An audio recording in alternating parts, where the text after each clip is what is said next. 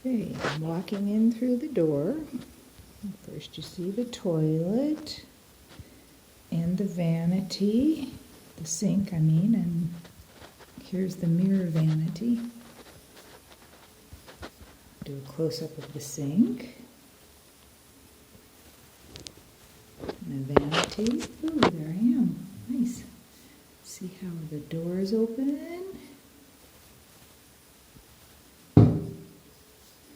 Oops. All three of them open. I don't have to show you that. And then right next to the vanity is our glass wall that is our new shower curtain. And it goes down the vanity. I took after Cassie's, so it has a little space underneath. Not sure why I decided to do that, but I did.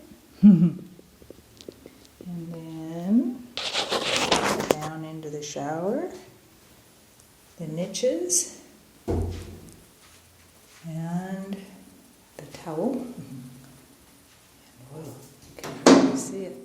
This is the back wall opposite the mirror. And that's the stripe that goes around the ceiling. And back into the shower.